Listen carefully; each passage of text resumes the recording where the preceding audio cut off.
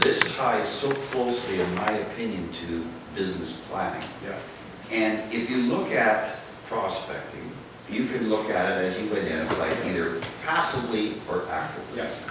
And you can look at business planning, I think, either passively or actively. So you can create a business plan and you can put it in a drawer, Yeah. and it really doesn't have the ability to generate a result.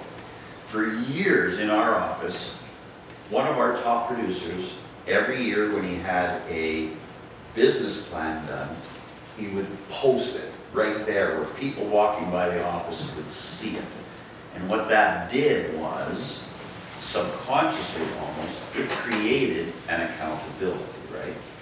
And if you think in our office we had Jordan and Megan were trying to accomplish a particular result with a business plan, but they needed a little more accountability, and so what did they do? They posted something on the wall, which everybody in the office started having a lot of fun with, because they would walk by and look at it and see how many had crossed off today.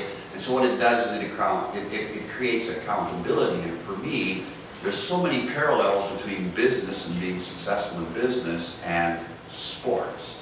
The question that you could be asking is, so why does Wayne Gretzky or Sidney Crosby need a coach? Well, the coach might not ever have even played sports. So it's not to show him how to take a stride or how to take a shot. It's because when they're having some difficulties or some challenges and they need somebody just to tweak them a little bit or just to hold them accountable and take them to task, that's the golden moment when the coach has the right thing to say that takes them to the next level.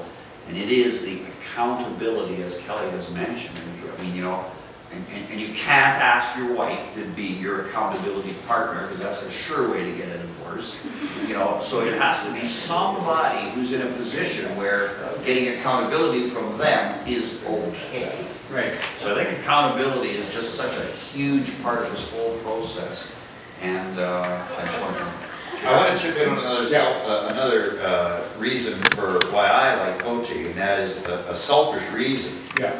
And the selfish reason why I subscribe to coaching is that I find, for whatever reason, and I'm sure there's some smart person out there who can give me the explanation of this, that I end up with a better result when I'm being coached than when I'm not being coached. I'm thinking, well, how smart do you have to be to figure out that if you can have a better result, that's a good thing, and put up with whatever it takes to get the better result?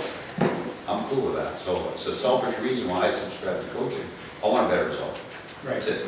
What have you seen from these three as a result of coaching? Well, it's very interesting. This is an observation that I made, that when we started examining the idea of bringing, you know, you to town, that coincidentally, I looked at the list of top producers that we've had over the last 12 months. And I thought, isn't this interesting? That Craig's been a top producer of a month, and Kelly's been a top producer, and Brendan's been a top producer, and Randy's been a top producer.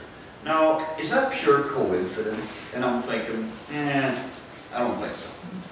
So now I'm connecting the dots between results and coaching. Luck? Coincidence? I don't think so. So I'm saying, okay, so there must be something that generates the results that we get.